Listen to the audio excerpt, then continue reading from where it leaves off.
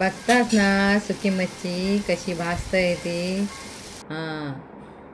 बघा अशी सुकी मच्छी बाजारात गेलोय, काय ना आणलं सुकी मच्छी तेंडली सुकट छोटी असतात ती हो.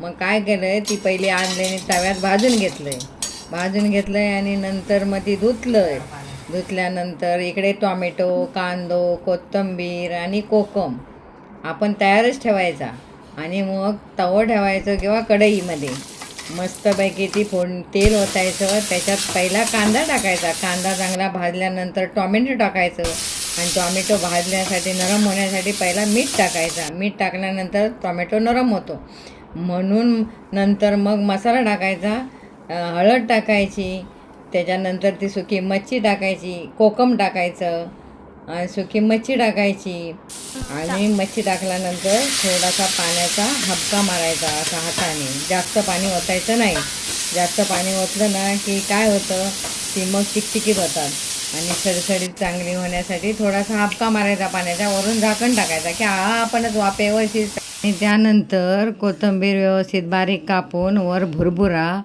आणि खाऊन झाला की लाईक आणि शेअर करायला मात्र विसरू नका.